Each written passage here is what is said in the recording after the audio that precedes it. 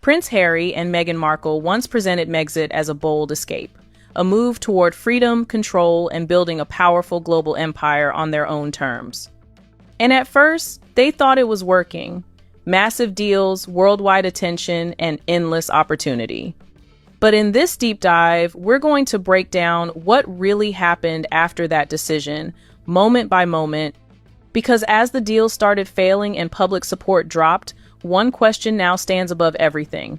Did the Megxit dream completely collapse by chance, or was it doomed from the very beginning? July 2016, Prince Harry meets Meghan Markle, an American actress, through a mutual friend, and things moved really fast. By 2017, they were already engaged. It was just an amazing surprise. It was so sweet and natural and very romantic. He got on one knee. Of course. Was it an instant yes from you? Yes, as a matter of fact, I could barely let you finish proposing. I said, can I say yes now? She didn't even let me finish. She said, can I say yes, can I say yes now? And then there was hugs and I had the ring in my finger and I was like, can I give you the ring? And she goes, oh yes, the ring. In May 2018, the world watched their Windsor Castle wedding. Some questioned Meghan's past divorce and Hollywood background, but most people saw a fresh, modern love story. Harry and Meghan looked like the perfect couple, but it didn't last. By late 2018, just months after the wedding, the fairy tale started fading. What looked like a fresh start quickly turned into non-stop negative headlines. Meghan Markle faced intense media scrutiny, and for Prince Harry, it felt all too familiar, reminding him of the pressure that once surrounded Princess Diana right up until her death. I think one of the hardest things to come to terms with is the fact that the people that chased her into the tunnel were the same people that were taking photographs of her while she was still dying on the back seat of the car. And William and I know that. We've been told that numerous times by people that know that was the case. Watching Meghan go through that same cycle didn't just frustrate Harry, it triggered something deeper. And while the public still saw a fairy tale, cracks were already showing behind palace walls, raising one big question. If everything was perfect, why was it falling apart so early? Rightly, because the people of this country don't like the fact that she's stolen our prince. And she's literally brainwashed him, blinkered him, and tied him down to his California mansion. In 2019, the cracks showed. Prince Harry openly slammed the media during the South Africa tour, while Meghan Markle admitted she was struggling and not okay, proving the pressure was already hitting hard behind the scenes. It's a lot. So you add this on top of just trying to be a new mom or trying to be a newlywed. It's, yeah, well, I guess, and also thank you for asking, because not many people have asked if I'm okay, but it's a very real thing to be going through behind the scenes. And the answer is, would it be fair to say not really okay, since it's really been a struggle? Yes. As their tour of southern Africa draws to a close, all eyes are now on the law courts back home. In her last speech in Johannesburg, was this a pointed reference? In a world that can seem so aggressive, confrontational, and dangerous, you should know that you have the power to change it. A duchess living a dream life, yet saying she wasn't okay. By late 2019, Harry and Meghan skipped Christmas and stepped back. At the time, it looked like a break, but it turned out to be the breaking point. January 8th, 2020. That's the exact moment everything changed. Without any warning, Prince Harry and Meghan Markle released a statement on Instagram announcing they were stepping back as senior members of the royal family, not through the palace or coordinated press briefing, directly to the public. The royal family is tonight facing the biggest rupture to the firm in decades. Harry and Meghan have announced that they're going to step back from being senior royals. The statement was clear and calculated. They said they wanted to become financially independent.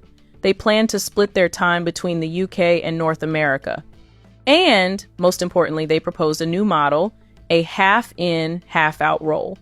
Still support the Queen, carry royal status, but also build their own commercial brand on the side. A system that had never existed before. Now here's where it gets serious.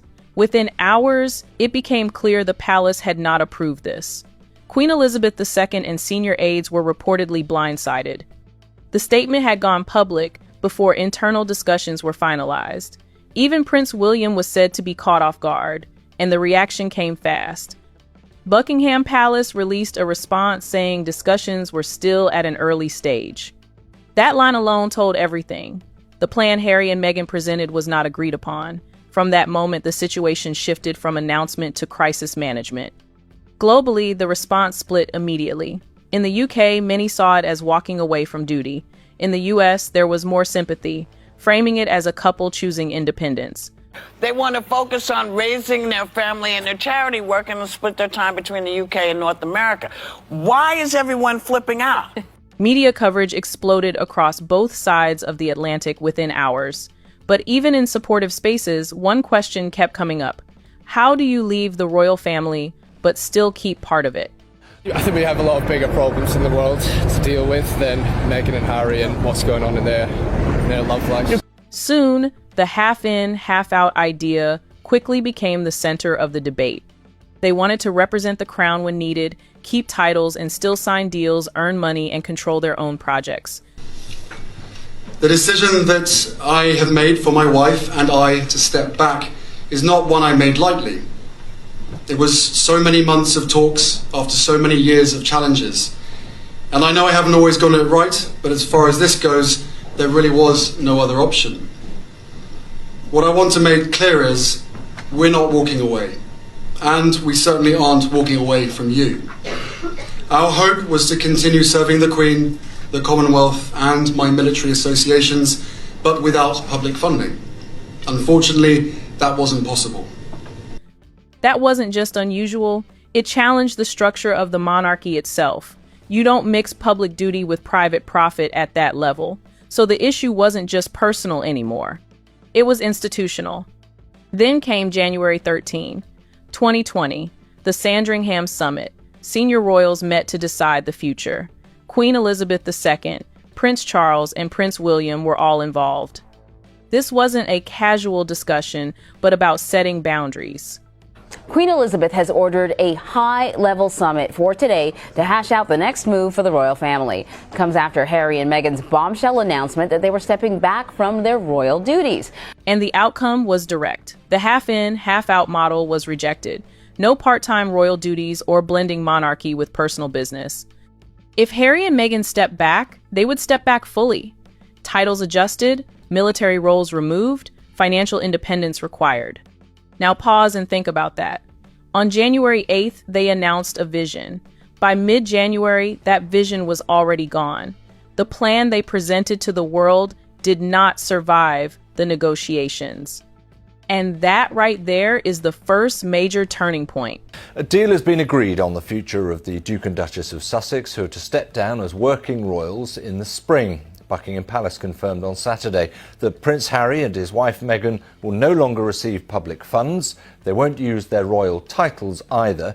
And from that moment on, everything changed. They were no longer building the future they announced. They were adapting to a new reality they didn't fully control.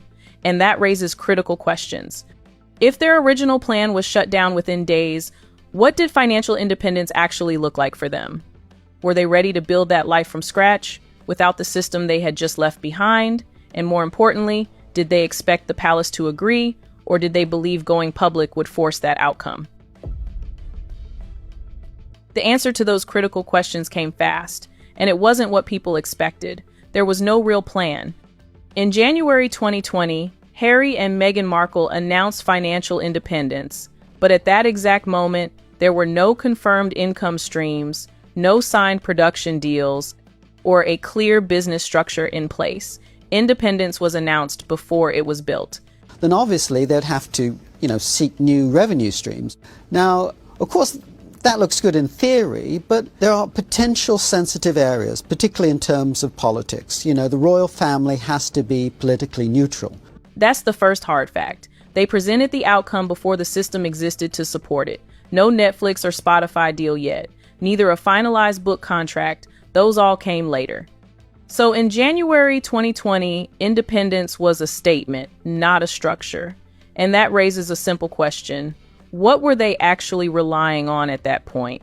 The second quarter of 2020 gives that answer.